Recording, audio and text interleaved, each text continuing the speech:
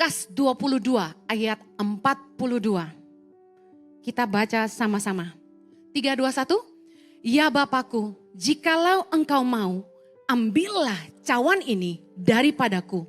Tetapi bukanlah kehendakku, melainkan kehendak-Mu lah yang terjadi. Mengapakah Yesus yang sejak awal sangat tahu bahwa tujuan akhir hidupnya adalah menggenapi kehendak Bapa, yaitu mati di kayu salib bagi kita. Tapi ketika dia berada di Taman Getsemani, dia berdoa demikian. Pernahkah Anda bertanya? Kenapa Yesus hampir menyerah?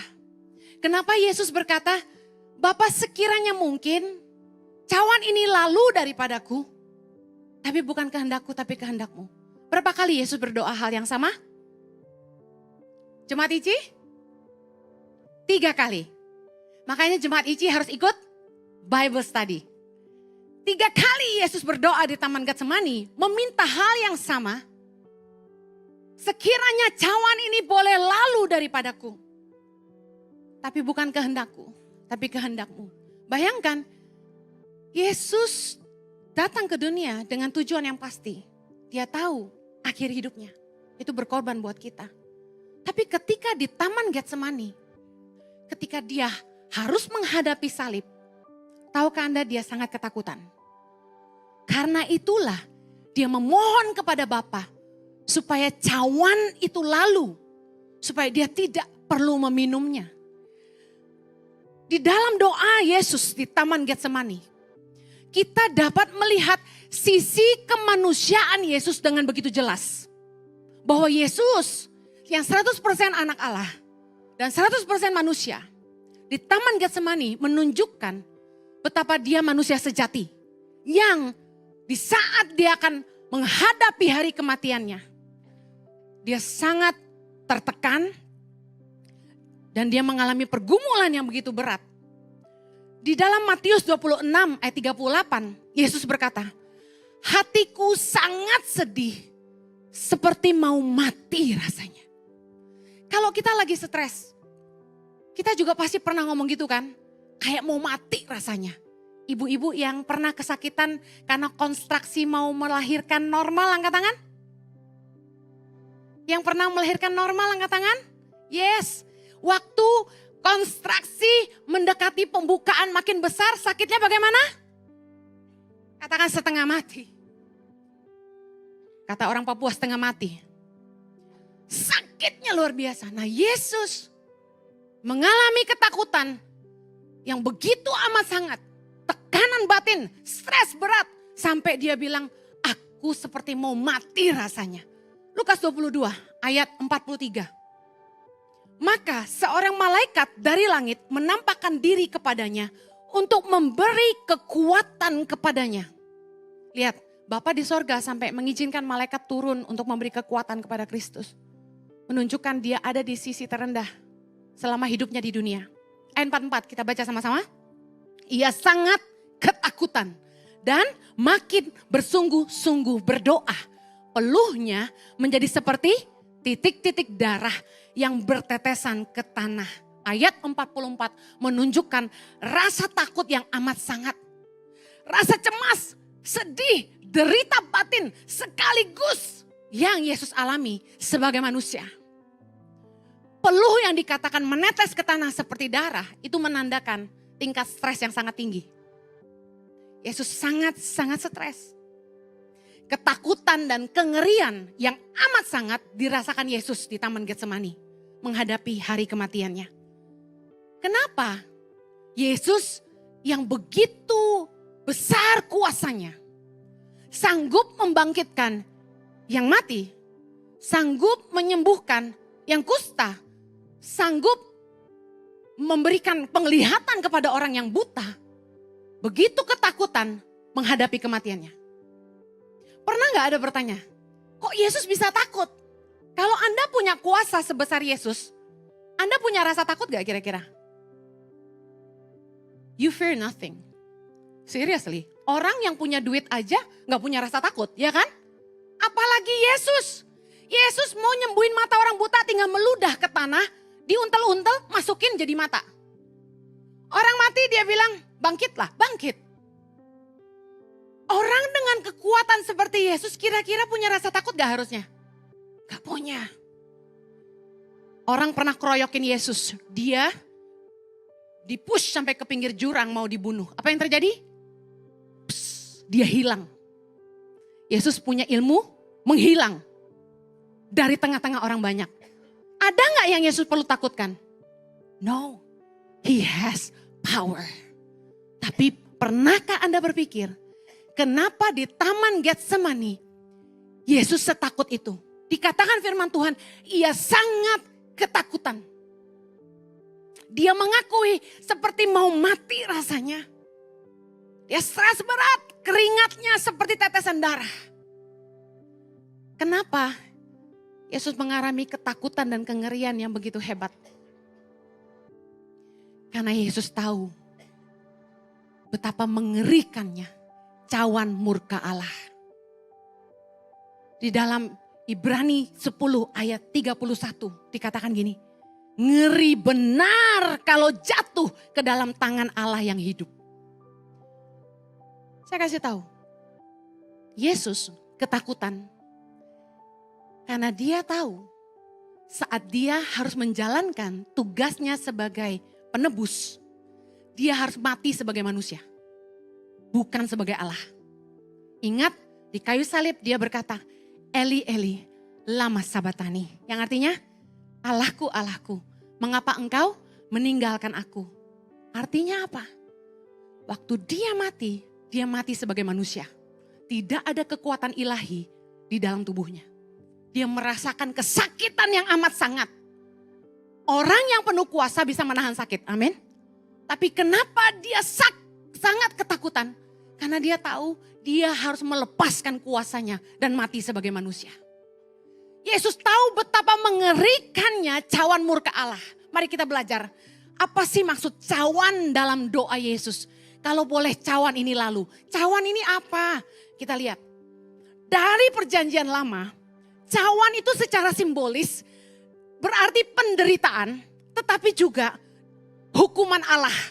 Mazmur 11 ayat yang ke-6. Kita baca sama-sama.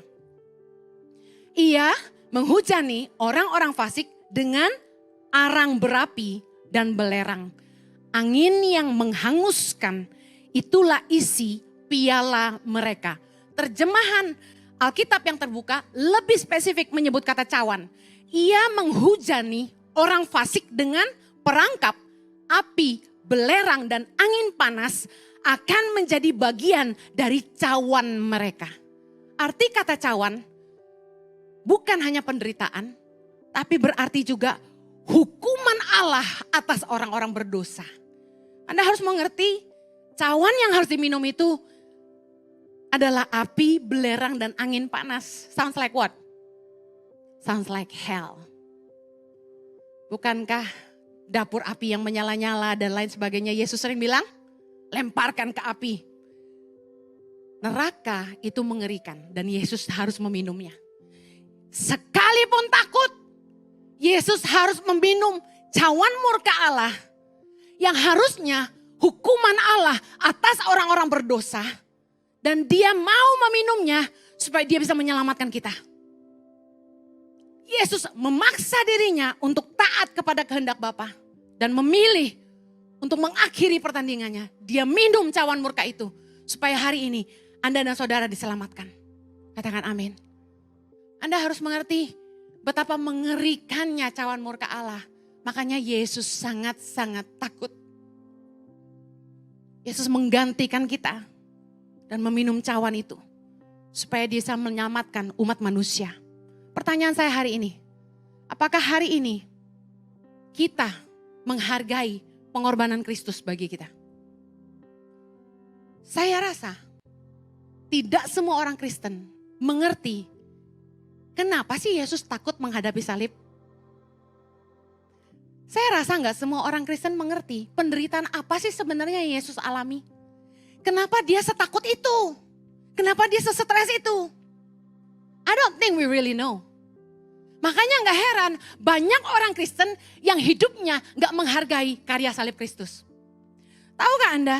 Banyak orang-orang Kristen yang hanya mengandalkan kasih karunia. Dan mereka percaya begini, kalau gue hidup dalam dosa hari ini, nanti kalau gue udah mau mati, gue baru bertobat, gue pasti masuk surga. Soalnya ada kasih karunia. Saya katakan gini, cawan murka Allah masih tersedia hari ini. Tapi orang-orang yang seperti apa yang akan meminumnya, kita akan belajar sama-sama.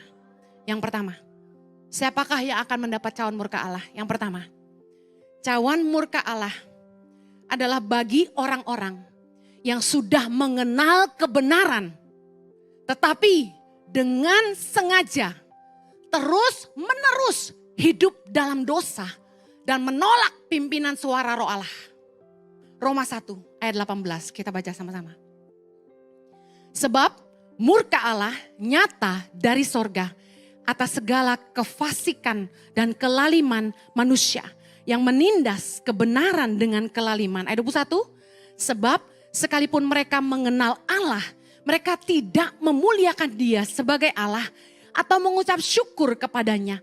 Sebaliknya, pikiran mereka menjadi sia-sia dan hati mereka yang bodoh menjadi gelap. Mereka berbuat seolah-olah mereka penuh hikmat, tetapi mereka telah menjadi bodoh. Apa maksudnya orang-orang yang sudah mengenal Allah? Kefasikan bicara soal orang-orang yang sudah mengerti kebenaran tapi tidak menghidupi kebenaran. Kefasikan bicara orang-orang yang tahu firman tapi tidak melakukan firman. Yang mengerti katakan amin. Cawan murka Allah diberikan kepada orang-orang yang dengan sengaja, meskipun mereka sudah mengerti kebenaran, mereka tahu apa itu dosa, tapi mereka dengan sengaja memilih hidup dalam dosa daripada menuruti Allah. Orang-orang yang tidak memuliakan Allah artinya adalah orang-orang yang tidak menghormati Allah dalam hidupnya. Dikatakan tidak bersyukur kepadanya, artinya orang-orang yang gak menghargai kasih karunia. Dalam Yohanes 16 ayat ke-8, Yesus berkata gini, kalau Ia datang, maksudnya Roh Kudus, Ia akan menginsyafkan dunia akan dosa, kebenaran dan penghakiman. Kita percaya bahwa setiap orang percaya diberikan Roh Kudus dalam hati kita. Yang punya Roh Kudus katakan amin. Roh Kudus berkarya dalam hidup kita. Selain mengajarkan kepada kita segala sesuatu, salah satu yang terpenting adalah Roh Kudus menginsyafkan kita atas dosa. Mari saya jelaskan. Bukankah dalam hidup kita setiap kali kita mau bikin salah, setiap kali kita sengaja masuk dalam dosa, Roh Kudus dengan lemah lembut membisikkan di hati kita, stop, jangan lakukan. Stop, jangan selingkuh. Stop, jangan teruskan, itu salah.